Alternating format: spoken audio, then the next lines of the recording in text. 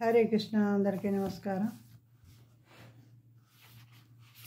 ఈరోజు నుంచి నేను శ్రీల రూప గోస్వామి రచించిన ఉపదేశామృతాన్ని మీకు అందించాలని కోరుకుంటున్నాను. ఇది ప్రారంభ దశలో ఉన్న భక్తులకు సాధనం ఎలా చేయాలన్న దానికోసం ఎలాంటివి మనం త్యజించాలి, ఎలాంటివి అనుసరించాలనే విషయాలు మనకి ఇక్కడ వివరంగా చెప్పడం జరిగింది. దీని గురించి శ్రీల ప్రభుపాదుల వారు తొలి పలుకులో చెప్పిన విషయాలు కూడా విన్నవిస్తాను. ముందుగా గురు ప్రార్థన చేసుకుని ప్రారంభిస్తాను. నమో విష్ణుపాదాయ కృష్ణభస్తాయ భూతలే శ్రీమతి జయపతాక స్వామినిట్నామని నమాచార్య పదాయ నితాయ కురుపదాయని గౌరగధాదామదయ నగర గ్రామధారణి నమో విష్ణుపాదాయ కృష్ణభస్తాయ భూతలే శ్రీమతి భక్తి వేదాంత స్వామినిట్నామని నమస్తే సారస్వతీ దేవి గౌరవాణి ప్రచారిణి నిర్విశేష శూన్యవాది పాశ్చాత్య తీస్తారు. నమో మహావదనాయ కృష్ణ ప్రేమ ప్రదాయతే కృష్ణాయ కృష్ణ చైతన్యమనే గౌరవతిష్యన్మ నమో బ్రహ్మణ దేవాయ గోబ్రాహ్మణి తేజ జగద్హితాయ కృష్ణాయ గోవిందాయ నమో నమ. హే కృష్ణ కరుణ సింధో దీనబంధో జగత్పతే గోపీస గోపికా కాంత రాధాకాంత నమోస్తుతే తప్తకాంతిన గౌరాంగి రాధే బృందావనేశ్వరి విషభానుసుతే దేవి ప్రణమామి హరిప్రియ వాంఛాకల్పతరుభ్యశ్చ కృపా సింధుభ్యో చ పఠితానాం పావనేభ్యో వైష్ణవేభ్యో నమో నమః. జయ జయ శ్రీ చైతన్య జయ నిత్యానంద జయ అద్వైత చంద్ర జయ గౌర భక్త వృంద జయ జయ శ్రీ చైతన్య జయ నిత్యానంద జయ అద్వైత చంద్ర జయ గౌర భక్త వృంద జయ జయ శ్రీ చైతన్య జయ నిత్యానంద జయ అద్వైత చంద్ర జయ గౌర భక్త వృంద. మూకం కరోతి వాచాలం పంగుల్లంఘైతే గిరిం యత్కృపాతమహం వందే శ్రీ గురుం దీనదారిణం పరమానందమాధవం శ్రీ చైతన్య ఈశ్వరం. మా దీక్షా గురువులందరికీ పేరు పేరు చెప్పిన పాదాభివందనాలు సమర్పించుకుంటూ ప్రారంభిస్తున్నాను. ఇక్కడ శ్రీల ప్రభుపాదుల గారు చెప్తున్నది, కృష్ణ చైతన్యోద్యమం శ్రీల రూపగోస్వామి మార్గనిర్దేశంలో కొనసాగుతోంది. గౌడీ బెంగాలీ విష్ణువులందరూ శ్రీ చైతన్య మహాప్రభువుకు అనుచరులు. వారిలో బృందావనంలోని 6 గోస్వాములు శ్రీ చైతన్య మహాప్రభువుకు ప్రత్యక్ష శిష్యులు. అందుకే శ్రీల నరోత్తమ దాస్ ఠాకూర్ ఇలా గానం చేస్తున్నారు. రూప రఘునాథ పదే హోయితే ఆకుతి కబే హమ భుజబా సే జోగల పీరితి. ఈ నరోత్తమ దాస్ ఠాకూర్ గారు చెప్పింది అనమాట. నేను గోస్వాములచే అందించబడిన సాహిత్యాన్ని ఉత్సాహంగా అవగాహన చేసుకునేందుకు ప్రయత్నించినప్పుడే శ్రీ శ్రీ రాధాకృష్ణుల దివ్య ప్రేమ లీలను గ్రహించగలిగేదను. అంతే కదా, మన ముందు భక్తులు, వాళ్ళు శుద్ధ భక్తులు ఉన్నారు. వాళ్ళందరూ నడిచిన మార్గంలో మనం చూస్తూ అది వాళ్ళు ఎలా నడిచారో ఏం చేశారో అన్నది వాళ్ళ రచనల ద్వారా కూడా మనం తెలుసుకుంటూ ఉంటే మనకి కొంచెం స్ఫూర్తి వస్తుంది. ఎలా నడుచుకోవాలో తెలుస్తుంది. దాన్ని బట్టి మనం ముందుకే నడవచ్చు. శ్రీ చైతన్య మహాప్రభు మానవ సమాజానికి కృష్ణ చైతన్య శాస్త్రం అనే వరాన్ని ప్రసాదించుటగా అవతరించారు. శ్రీకృష్ణ భగవాను లీలల్లో గోపికలతో ఆయన జరిపిన మాధుర్య ప్రేమ లీలలు సర్వోన్నతములైనవి. శ్రీ చైతన్య మహాప్రభు గోపికలలో శ్రేష్ఠురాలైన శ్రీమతి రాధారాణి మనోభావంతో అవతరించారు. కాబట్టి శ్రీ చైతన్య మహాప్రభు మనోభీష్టాన్ని అవగాహన చేసుకున్నట్టుకు మరియు వారి అడుగుజాడలను అనుసరించుటకు శ్రీ రూప గోస్వామి, సనాతన గోస్వామి, భట్ట రఘునాథ గోస్వామి, శ్రీ జీవ గోస్వామి, గోపాల భట్ట గోస్వామి, రఘునాథదాస గోస్వామి అనే 6 గోస్వాముల అడుగుజాడలను మనం శ్రద్ధగా అనుసరించాలి. గోస్వాముల అందరిలోకి శ్రీల రూప గోస్వామి నాయకుడు. మన కార్యకలాపాలకు మార్గాన్ని చూపుటకు ఆయన ఈ ఉపదేశామృత గ్రంథాన్ని రచించారు. శ్రీ చైతన్య మహాప్రభువు శిష్టాష్టకం పేరిట 8 శ్లోకాలను అందించినట్లుగానే మనం శుద్ధ వైష్ణవుల ఒకటి కొరకు శ్రీల రూప గోస్వామి ఈ ఉపదేశామృతం అనే గ్రంథాన్ని రచించారు. మనం భక్తులు అన్ని విధాలా మన మనసును పరిశుద్ధం చేసుకుంటూ మనలో కల్మషాలు అవి లేకుండా ముందుకు వెళ్ళగలిగినప్పుడే మనం శుద్ధ భక్తులు అవుతాం. అలా అవ్వాలంటే మనం ఇక్కడ ఏం చేయాలనేది ఈ గ్రంథంలో వివరించారనమాట. ఆధ్యాత్మిక జీవితంలో మనస్సును ఇంద్రియాలను నియంత్రించుటే మొదటి కర్తవ్యం. మనసును ఇంద్రియాలను నియంత్రించినప్పుడే ఎవరైనా ఆధ్యాత్మిక జీవితంలో ప్రగతి సాధించగలరు. ఈ భౌతిక ప్రపంచంలో ప్రతి ఒక్కరూ రజో తమో గుణ ప్రవృత్తులలో నిమగ్నులై ఉంటారు. శ్రీల రూపగోస్వామి ఉపదేశాలను అనుసరించి మానవుడు సత్వగుణ స్థితిని చేరుకోవాలి. అప్పుడే సాధింపవలసిన ప్రగతికి సంబంధించిన సమస్త విషయాలు బాధపడతాయి. కృష్ణ చైతన్య మార్గంలోని ప్రగతి దానిని అనుసరిస్తున్న భక్తుని భావనను అనుసరించి ఉంటుంది. కృష్ణ చైతన్యోద్యమాన్ని అనుసరించేవాడు నిజమైన గోస్వామి అయి తీరాలి.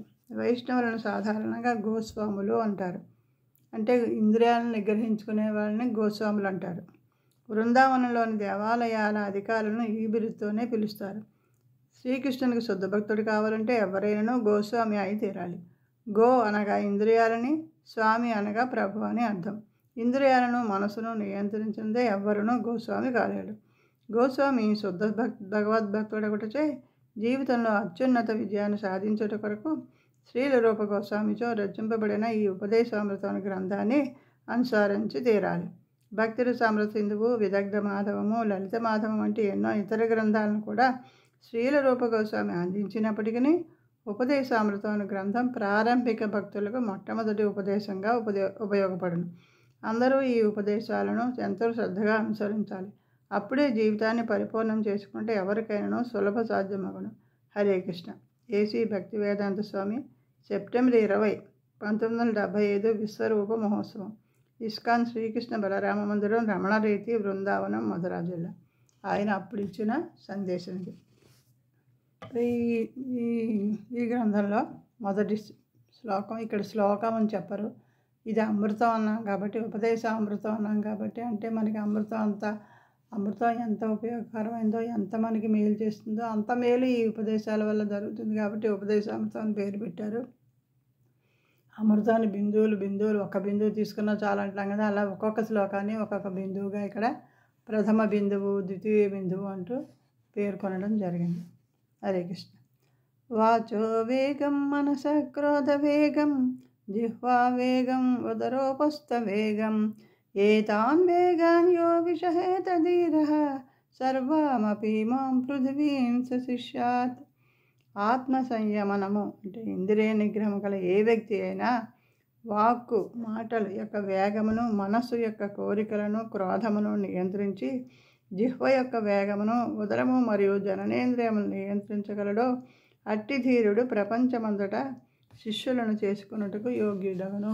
ఎప్పుడైతే మనం మొట్టమొదట మాటలు అదుపులో పెట్టుకోవాలి, తర్వాత మనసును అదుపులో పెట్టుకోవాలి, క్రోధాన్ని నిగ్రహించుకోవాలి, తర్వాత అలాగే నాలుక యొక్క వేగాన్ని అంటే రుచులు చూడడంలో కూడా మనం ఏది పడితే తినకుండా దేవుడికి నైవేద్యం పెట్టిన ప్రసాదాన్ని మాత్రమే తీసుకుంటూ ఉండాలి.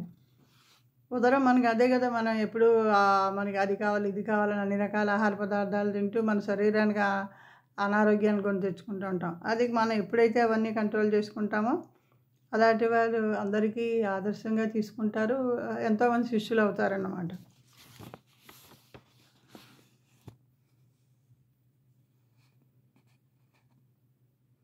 సాధారణంగా మనకి ఇక్కడ చెప్తుంటారు, ప్రభుపాదులు వారు చెప్తున్నారు, వీళ్ళు దొంగతనం చేస్తే ఎవరైనా మనం బంధిస్తారని తెలిసినా కూడా దొంగతనాలు చేస్తూనే ఉంటారు.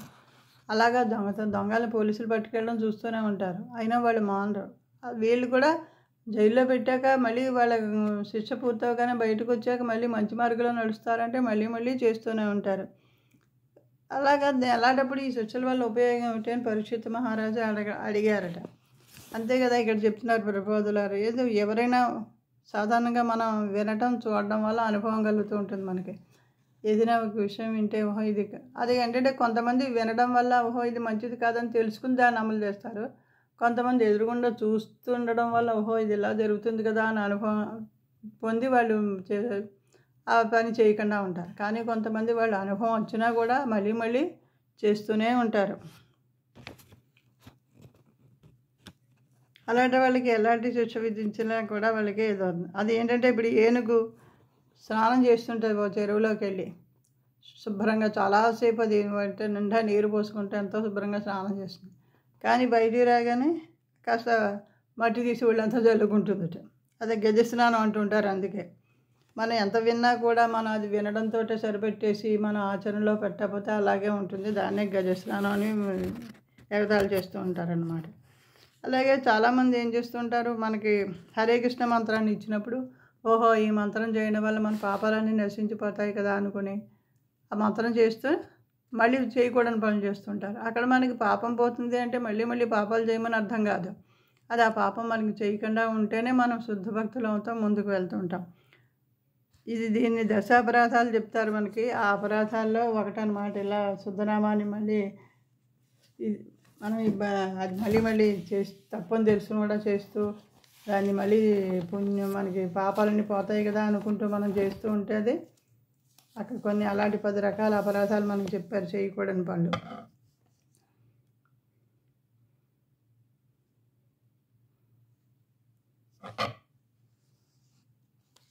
నిజమైన ప్రాయశ్చిత్తం ఏమిటంటే మనం నిజమైన జ్ఞానాన్ని తెలుసుకోవడం.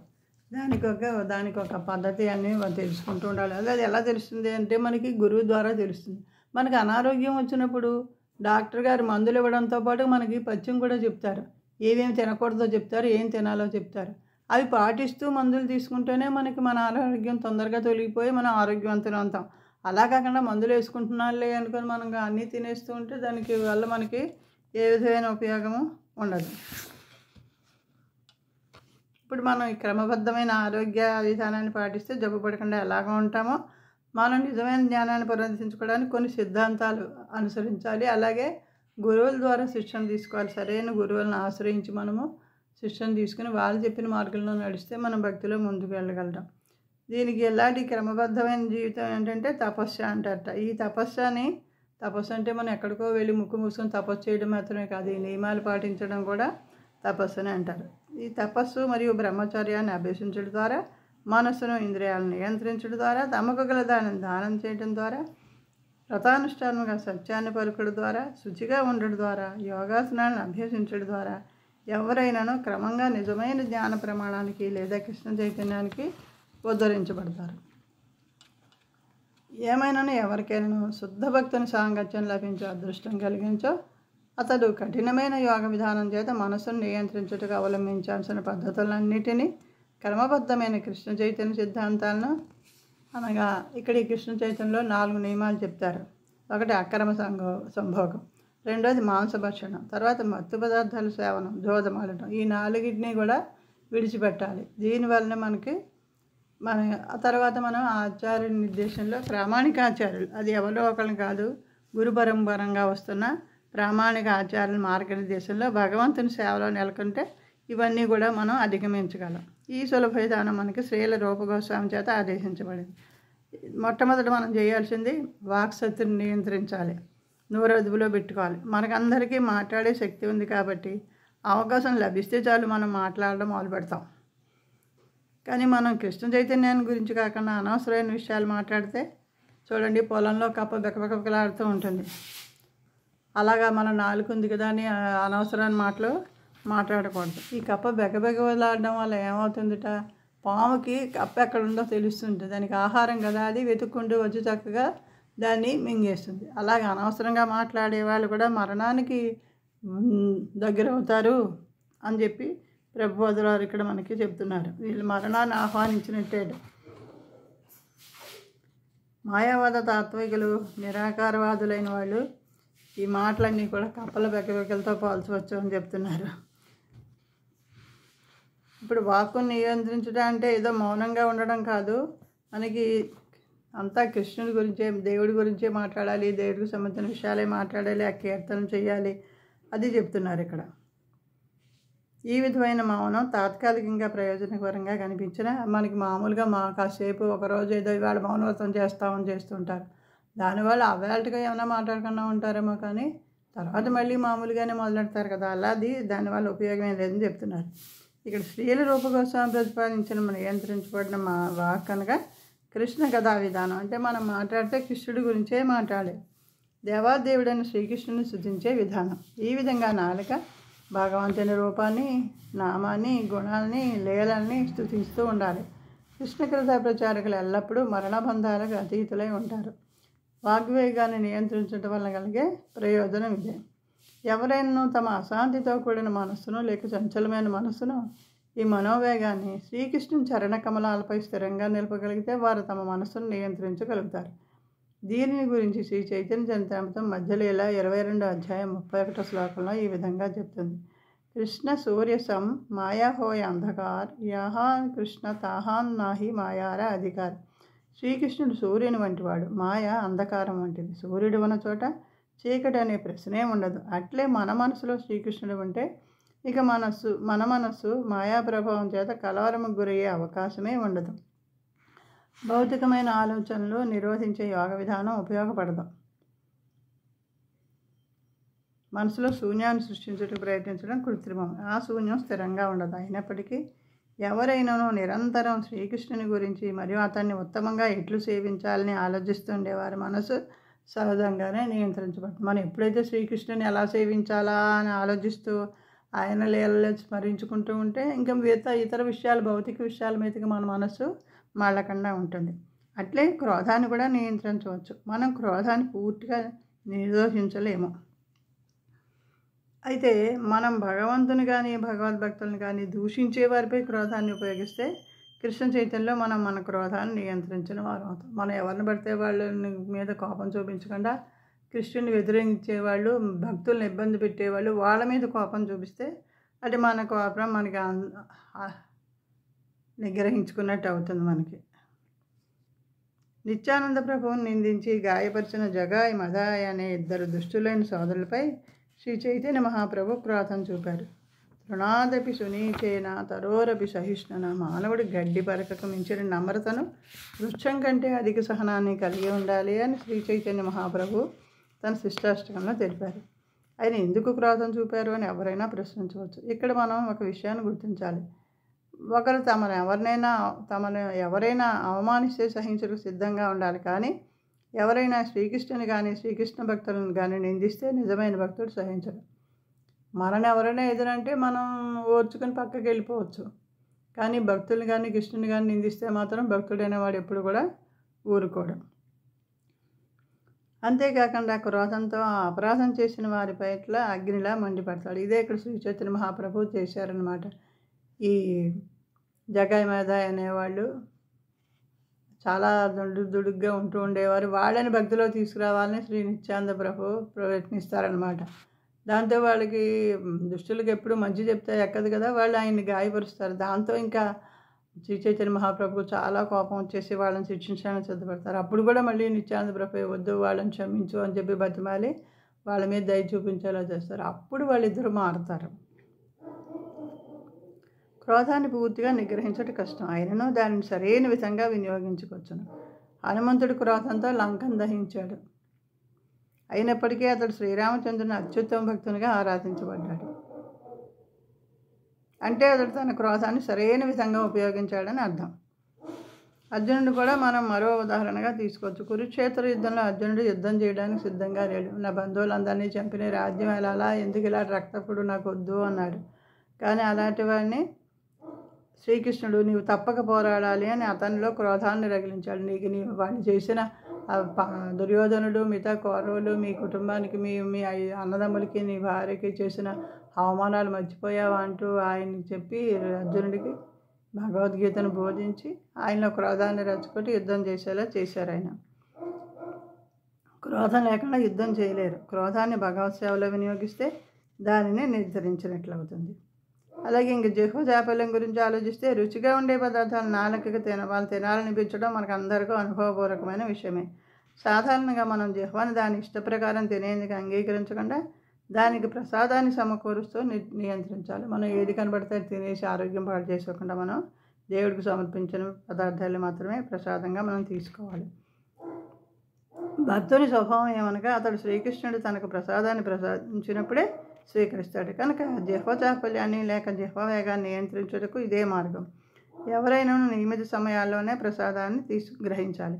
మిఠాయి దుకాణాల్లోనూ భోజనశాలలోనూ జిహ్వ చాపల్యాన్ని తృప్తిపరుచుకుంటూ కడుపు నింపుకున్నట్టుకు భుజించరాదు. ప్రసాదాన్ని మాత్రమే భుజించాలనే నియమానికి కట్టుబడించో నాలుక వేగాన్ని ఉదర వేగాన్ని కూడా నియంత్రించవచ్చు. ఇదే విధంగా జననేంద్రియ వేగాన్ని సంభోగవంతును అనవసరంగా ఉపయోగించకుండా నియంత్రించవచ్చును. కృష్ణ చైతన్యవంతుడైన శిశువుని పొందుటకే జననేంద్రియాలను ఉపయోగించాలి, లేనిచో ఉపయోగించరాదు. జననేంద్రియాల తృప్తి కొరకు కాకుండా కృష్ణ చైతన్యం గల శిశువుని పొందుటకే కృష్ణ చైతన్యోద్యమ వివాహాన్ని ప్రోత్సహిస్తుంది. పిల్లలు కాస్త పెరగగానే బృందావనంలో గల మా గురుకుల పాఠశాలకు పంపిస్తారు. అక్కడ వారందరికీ సంపూర్ణంగా కృష్ణ చైతన్యవంతులైన భక్తులయ్యేందుకు కావలసిన శిక్షణ ఇస్తారు. కృష్ణ చైతన్యవంతులైన అటువంటి పిల్లలు ఎంతో అవసరం. ఎవరైనా కృష్ణ చైతన్యవంతులను పిల్లలను పొందగలిగితే అలాంటి వారు జైనేంద్రియాలను ఉపయోగించవచ్చు. మన పిల్లల్ని మనం భక్తి మార్గంలో నడిపిస్తాము అనే గ్యారంటీ ఉంటే ఎంతమందినైనా పిల్లలకు అనొచ్చు అని చెప్పి ప్రబోధుల వారు చెప్తారట ఆయన. అలాగే ఎందుకంటే మనం చిన్నప్పటి నుంచే పిల్లల్ని భక్తి మార్గంలో నడిపిస్తే రకరకాలు ఇప్పుడు మనకి వినవిస్తున్న దురాచారాలు అవన్నీ కూడా జరగకుండా అదుపులో పెట్టగలుగుతాం అన్నమాట. మన భౌతిక భావన 3 రకాలైన ప్రేరణను వాగ్వేగం, మనోవేగం, శరీర వేగాలను కలిగిస్తుందని పరమ పూజ్యులైన శ్రీల భక్తి సిద్ధాంత సరస్వతి ఠాకూరు ఉపదేశామృతం రాసిన అనువృత్తి వివరణలో పేర్కొన్నారు. జీవి ఈ 3 రకాల వేగాలకు దాసుడైనప్పుడు అతని జీవితం అమంగళకరం అవుతుంది. ఈ వేగాలను అరికట్టడానికి ప్రయత్నించే వారిని తపస్వి అంటారు. అటువంటి తపస్సుతో దేవాదిదేవుని బాహ్యశక్తి అయిన భౌతిక శక్తికి దాసుడటను అధిగమించవచ్చు. మనం ఎప్పుడైతే ఈ 3 రకాలు అంటే మన నోరు, మనసు, శరీరం వీటిని అదుపులో పెట్టుకుంటే అదే తపస్సు కిందలు మనకి లెక్క. ఇందాక ఒకసారి చెప్పాను కదా, ఎక్కడో అడవుల్లోకి వెళ్ళి ముక్కు మూసుకొని తపస్సు చేయడం కాదు. మన మాటని, మనసుని, శరీరాన్ని అదుపులో పెట్టుకుంటే అదే తపస్సు అని చెప్తున్నారు. వాగ్వేగం గురించి చెప్పవలసి వచ్చినప్పుడు నిరాకార మాయావాది, తాత్వికుల లేక కామకర్మల పట్ల ఆసక్తి గల వ్యక్తుల గురించి, ఎట్టి నిబంధనలు లేకుండా జీవితంలో భోగాలు అనుభవించే భౌతిక వ్యాధులైన వ్యర్థమైన మాటల గురించి ప్రస్తావించాలి. అలాంటి మాటలు లేక సాహిత్యం వాగ్వేగానికి ప్రత్యక్ష నిదర్శనాలు. అంటే అనవసరమైన మాటలు మాట్లాడుతూ ఉంటారు ఎంతసేపును, దేవుడి గురించి కాకుండా. అలాంటివి చాలామంది అర్థం లేకుండా మాట్లాడుతుంటారు. ఉపయోగం లేని గ్రంథాలు ఎన్నింటినో రచిస్తూ ఉంటారు. ఇదంతా వాగ్వేగానికి ఫలితమే. అలాంటి స్వభావాన్ని అరికట్టుటకు మన వాక్కును శ్రీకృష్ణునికి సంబంధించిన విషయాలను చర్చించడం వైపుకు మరల్చాలి. శ్రీమద్ భాగవతం 1వ స్కందం 5వ అధ్యాయం 10-11 శ్లోకాల్లో ఇలా వివరించబడింది. నయద్వశ్చిత్రపదం హరేర్యసో జగత్ పవిత్రం ప్రగుణేత గర్హిచిత్ తద్వాయసం తీర్థముసంతి మానస నయత్ర హంస నిరమంచు శిక్షయా. సమస్త ప్రపంచ వాతావరణాన్ని పవిత్రం చేయగల భగవంతుని వైభవాలను వర్ణించిన వాక్కులు మహాత్ములైన వారిచే కాకుల తీర్థాలుగా పరిగణింపబడును. పరమహంసలైన వారు యథార్థమునకు దివ్యధామములో వసించేవారు కనుక అట్టి వాయుస తీర్థములందు ఆనందమును పొందలేరు.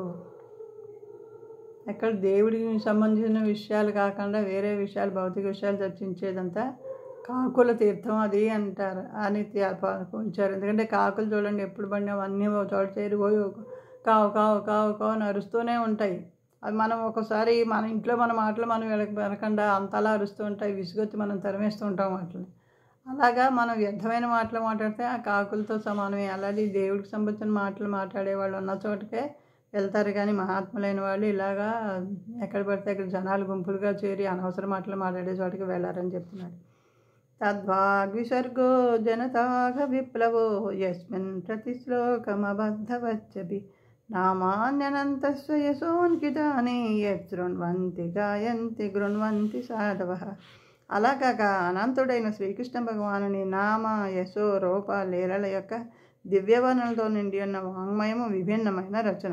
దివ్య వాగ్ఫలితమై ఉండి పెడమార్గమును పట్టిన ఈ ప్రపంచ జనుల పాప జీవనములో విప్లవాత్మక మార్పును కొనివచ్చుడికై ఉద్దేశింపబడినటువంటి దివ్య వాంగ్మయము చక్కగా రచింపబడకొనను సాధువులైన పవిత్రాత్మలచే శ్రవణ కీర్తనలు చేయబడి ప్రీతితో గ్రహించబడును.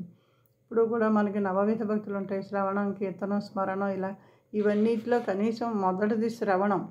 ఇలా మనం ప్రామాణికులైన గురువుల ద్వారా శ్రీకృష్ణునికి సంబంధించిన లీలలు అవి వింటూ ఉంటుంటే మనకి మళ్ళీ తర్వాత కూడా అవే స్మరించుకోవాలని ఆశ కలుగుతూ ఉంటుంది. స్మరించుకుంటూ ఉంటాం, ఆయన కీర్తిస్తూ ఉంటాం, ఆయన అర్చన చేస్తూ ఉంటాం.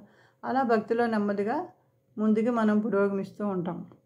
సారాంశం ఏమనగా దేవాది దేవుని భక్తియుక్త సేవను గురించి చర్చించినప్పుడే మనం వ్యర్థమైన మూర్ఖమైన మాటలను చర్చించకుండా ఉండగలం. ఎప్పుడైతే కృష్ణు గురించి, ఆయనకి చేయాల్సిన సేవ గురించే మనం ఆలోచిస్తూ ఆయన గురించే నలుగురం కలిసి మాట్లాడుకుంటూ ఉంటే ఇంకా అనవసరమైన మాటలు మన దగ్గర మన మధ్యలో రావు.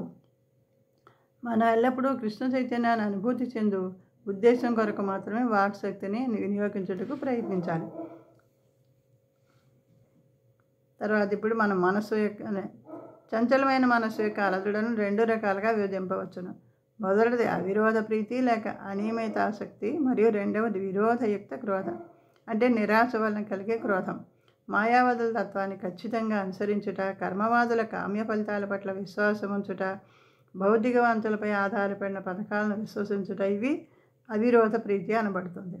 జ్ఞానులు, కర్మవ్యాధులు, భౌతికవాదులు సాధారణంగా బద్ధజీవులను ఆకర్షిస్తారు. భౌతికవాదులు తమ కోరికలు నెరవేర్చుకోలేనప్పుడు మరియు వారి పథకాలు నిష్ఫలమైనప్పుడు క్రోధాగ్నికి గురవుతారు. ప్రాపంచిక వాంఛల వైఫల్యం క్రోధానికే దారితీస్తుంది. ఎప్పుడైతే మామూలు భౌతికమైన కోరికలు కోరుకుంటామో అవి తీరుతున్నప్పుడు మనకి ఏమవుతుంది? కోపం వచ్చేస్తుందన్నమాట. నిరాశ ముందర నిరాశ తర్వాత కోపం అలాగే దేహవాంఛలు కూడా 3 రకాలుగా విభజింపవచ్చు. జిహ్వచాపల్యం, ఉదర చాపల్యం, జననేంద్రియ చాపల్యం. ఈ 3 ఇంద్రియాలు మానవ శరీరంలో ఒకే వరుసలో నిర్మితమై ఉన్నది. దేహవాంఛలు జిహ్వతో ప్రారంభమవుతాయి కనుక ఎవరైనా జిహ్వ చాపల్యాన్ని ప్రసాదం భుజించుటకు మాత్రమే పరిమితం చేయగలిగితే ఉదరవాంఛలు, జననేంద్రియ వాంఛలు వాటంతట అవే నియంత్రించబడతాయి. మనం ఎప్పుడైతే నోరు అదుపులో పెట్టుకుంటామో తర్వాత మనసు అదుపులోకి వస్తుంది. మనసు తర్వాత ఇంక మిగతా శరీర భాగంలో మనకి ఇతర వాంఛల నుంచి కూడా విముక్తి కలుగుతుంది. అది మొట్టమొదట అదుపులో పెట్టుకోవాల్సింది జిహ్వే అని చెప్తున్నారు. అది ప్రసాదం మాత్రమే తీసుకుంటూ ఉంటే మనకి మనసు కూడా మనకి అదుపులో వస్తుందని చెప్తున్నారు. ఈ సందర్భంలో శ్రీల భక్తి వినోద ఠాకూర్ ఇలా చెప్తున్నారు. शरीर विद्या जल जड़ेन्द्रिय ताहे काल जीवे फैले विषय सागरे तार मध्य जिह्वाति लोभमय सुदुर्मति ताके जेता कठिन संसारे कृष्ण बर दयामय कोरि बारे जिह्वा जय स्वप्रसादन अन्न दिलोपय से అన్నామృత భావో రాధాకృష్ణ గణగావో ప్రేమే నాకో చైతన్య. ఇది ప్రసాదం తీసుకునేటప్పుడు ఈ శ్లోకాలు స్మరించుకొని మరీ ప్రసాదం తీసుకుంటూ ఉంటారు కృష్ణ భక్తులు. దీని భావం, ఓ సోదరులారా, ఈ భౌతిక శరీరము ఒక అజ్ఞాన కోపము. ఇంద్రియములు మహాప్రాణాంతక శత్రువులు. ఎందుకంటే అవి ఆత్మను భౌతిక భోగములనే సంసారంలోకి త్రోసివేస్తాయి. ఎప్పుడైతే మనం ఇంద్రియాలను అదుపులో పెట్టుకోమో అది మనకు భౌతిక సంసారంలో తోసేసి మన ఇబ్బందుల్లో పెట్టేస్తాయి. ఇంద్రియాలన్నింటిలోకి జిహ్వ అత్యంత కాంక్ష మరియు నియంత్రింపజాలంది.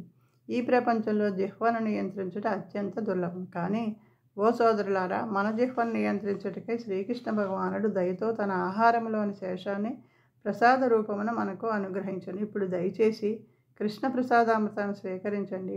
శ్రీ శ్రీ రాధాకృష్ణుల గుణగణాలను కీర్తించండి. ప్రేమతో చైతన్య నితాయన గొంతెత్తి పాడండి. 6 రకాల రుచులు ఉన్నాయి మనకి. తీపి, పులుపు, కారం, చేదు, ఇలాగ 6 రకాలు ఉన్నాయి కదా. వీటిలో ఏ ఒక్కదాని రుచి పట్లైనా ఎవరైనా ఆకర్షింపబడించో వారు జిహ్వ చాపల్యానికి గురవుతారు. కొందరు మాంసం, చేపలు, ఎండ్రకాయలు, గుడ్లు, రక్తము మరియు వీర్యాలచే ఉత్పాదించబడే ఇతర పదార్థాలు, మృతదేహ రూపాలు వంటి వాటిని భుజించుట పట్ల ఆసక్తులై ఉంటారు. మరికొందరు కాయగూరలు, వేర్లు, ఆకులు, దుంపలు, క్షీర పదార్థాలు వంటి వాటిని భుజించుటకు ఆసక్తిని కలిగి ఉంటారు.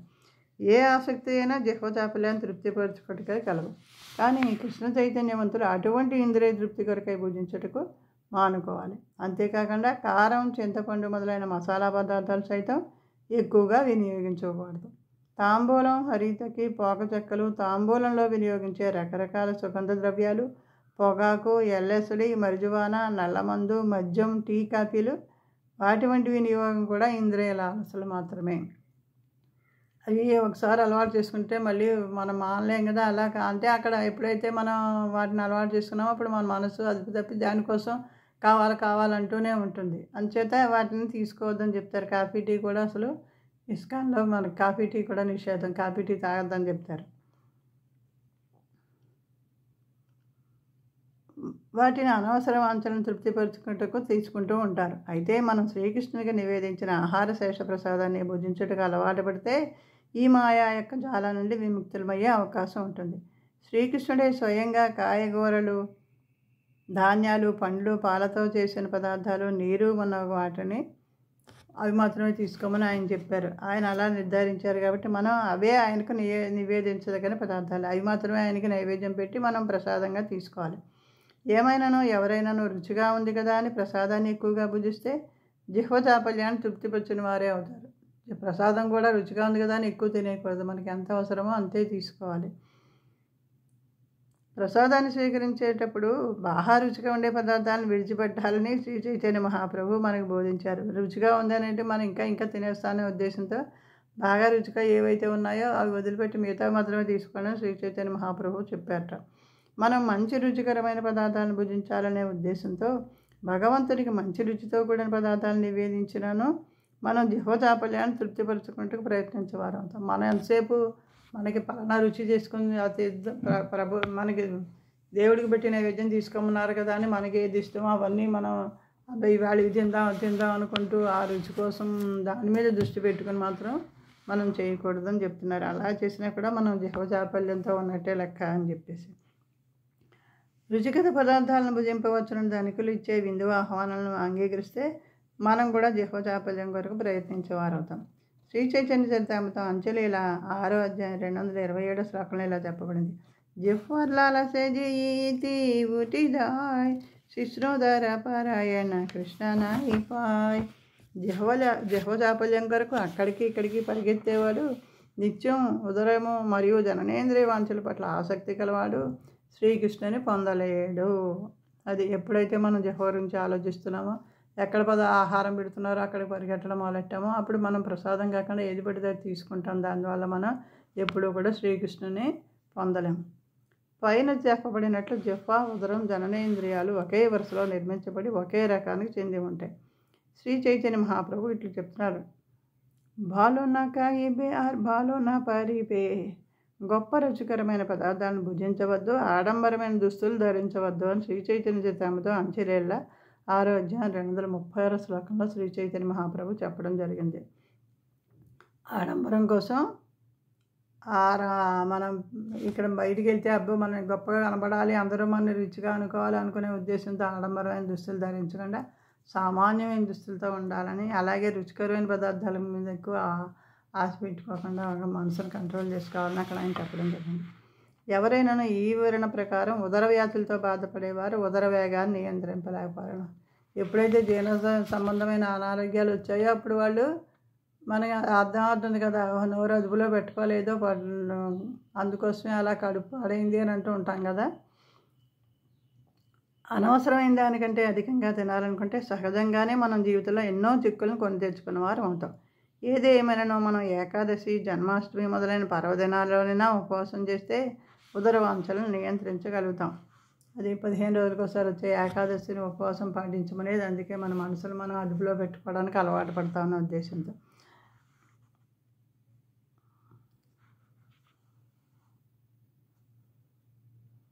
మనం వాక్కు, మనసు, క్రోధం, జిహ్వ, ఉదరం, జననేంద్రియాలని ఈ 6ంటిని నియంత్రించగలిగిన వాడిని స్వామి లేక గోస్వామిని పిలుస్తారు. స్వామి అంటే యజమాని, గోస్వామి అంటే గో లేక ఇంద్రియాలకు యజమాని. ఎవరైనా సన్యాసి జీవితాన్ని స్వీకరించినప్పుడు సహజంగానే వారికి స్వామి అనే బిరుదు లభిస్తుంది. దీని అర్థం అతడు కుటుంబానికో, జాతికో, సమాజానికో యజమాని అని అర్థం కాదు. అతడు దాని ఇంద్రియాలకు యజమాని కావాలి అని అర్థం. ఇంద్రియాలను అదుపులో పెట్టుకుంటే ఆయన్ని గోస్వామి అని అంటారు. ఇంద్రియాలకు యజమాని కాని వాడిని గోస్వామి అని పిలవకూడదు. అతడు గోదాసుడు, అంటే ఇంద్రియాలకు దాసుడు. బృందావనంలోని 6 గోస్వాముల అడుగుదాడులను అనుసరించి స్వాములు, గోస్వాములందరూ కూడా ప్రేమతో కూడిన భక్తియుక్త సేవలో సంపూర్ణంగా నెలకొని ఉండాలి. దీనికి వ్యతిరేకంగా గోదాసులైన వారు తమ ఇంద్రియాల సేవలో కానీ, భౌతిక ప్రపంచ సేవలో కానీ నెలకొని ఉంటారు. వారికి వేరే పనే ఉండదు. ప్రహ్లాదుడు గోదాసుని అదాంతగో అని వర్ణించాడు. అంటే ఇంద్రియాలను నియంత్రించలేనివాడని అర్థం.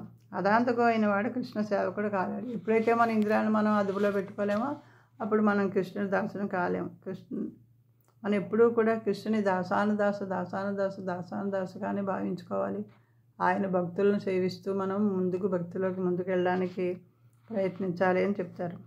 శ్రీమద్భాగవతం 7వ స్కందం 5వ అధ్యాయం 30వ శ్లోకంలో భక్త ప్రహ్లాదుడు ఇలా చెప్తున్నాడు. మతిన్న కృష్ణే పరతస్వతో వామిదో విపద్యేత గృహవ్రతానాం అదాంతగోభిర్విశతాంతమిశ్రం పునఃపునఃసర్విత చర్వణానాం. ఇంద్రియ తృప్తి కొరకే ఈ భౌతిక ప్రపంచంలో జీవితం కొనసాగించాలని నిశ్చయించుకున్న వారికి స్వప్రయత్నం చేత కానీ, ఇతరుల బోధనల చేత కానీ, పరస్పర సమావేశాల చేత కానీ కృష్ణ చైతన్యం పొందే అవకాశం ఉండదు. ఎప్పుడు కూడా మనం ఈ భౌతిక ప్రపంచంలో ఇంద్రియ తృప్తి కొరకే ప్రయత్నం చేస్తూ ఉంటే ఇంకా మనంతటా మనము భక్తిలోకి వెళ్ళలేము. ఇతరులు చెప్పేది మనకి మనసుకి ఎక్కదు, మనం వినం. అలాంటి వాళ్ళు సమావేశం అయితే కూడా దానివల్ల ఏం ఉపయోగం ఉండదు. ఎప్పుడు కూడా భక్తుల సాంగత్యం తీసుకుంటూ ఉండాలి. ఇంద్రియ తృప్తిని అదుపులో పెట్టుకోవాలి. భక్తుల సాంగత్యంలో ఉండి అవన్నీ కృష్ణలీలలు అవన్నీ వింటూ ఉంటే మనకి కృష్ణ భక్తిలోకి వెళ్తాం. కళ్ళాలు లేని ఇంద్రియాల వలన వారు అజ్ఞాన అంధకారంలోకి లాగబడతారు. ఈ విధంగా చర్విత సర్వణం అంటే నమిలిదే నవ్వడం. చిరుకుముక్క తిన్నామంటే మొదట్లో కాస్త జ్యూస్ వస్తుంది, కాసేపు వస్తుంది. అది అయిపోయాక కూడా మనం అలాగే నవ్వులుతూ ఉంటే పిప్పి పళ్ళునే పెట్టడం, నోరునే పెట్టడం తప్ప ఏమి ఉపయోగం ఉండదు. అలాగే మనం ఎప్పుడైతే ఇంద్రియాన్ని అదుపులో పెట్టుకోమో దీని వల్ల ఉపయోగం లేకుండా మనం వెర్రివాడలాగా ఇలా నవిలిందే నవలడం కింద ఉంటున్నామని ఇక్కడ మనకి భక్త ప్రహ్లాదుడు అంత చిన్న వయసులో తన తోటి స్నేహితులకి ఆయన భక్తిలో కృష్ణుని ఎలా ఆరాధించాలో, ఎలా ఆశ్రయించాలో అవన్నీ బోధనలు చేసేవారట ఆయన. అక్కడి నుంచి ఆయన తల్లి గర్భంలో ఉండగానే నారదుల మహర్షి వారి ద్వారా ఆయన కృష్ణుని గురించి వినడం జరిగింది. అందుకే ఆయన తండ్రి అన్ని కష్టాలు పెట్టినా కూడా ఆ భక్తిని వదిలిపెట్టకుండా ఆయన తరించాడు. హరే కృష్ణ. ఈ అధ్యాయం ఇక్కడితో ముగిసింది. మళ్ళీ మరొక వీడియోతో మీ ముందుకు వస్తాను. ఇందులో ఏమైనా పొరపాట్లు జరిగి ఉంటే క్షమించవలసిందిగా కోరుతున్నాను. హరే కృష్ణ హరే కృష్ణ కృష్ణ కృష్ణ హరే హరే, హరే రామ రామ రామ హరే హరే. వాంఛాకల్పతరుభ్యశ్చ కృపా సింధుభ్యో చ పతితానాం పావనేభ్యో వైష్ణవేభ్యో నమో నమః. अनंत कोटि वैष्णव वृंद की जय, श्रील प्रभुपाद की जय, गुरु महाराज की जय, जय श्री राधे कृष्ण।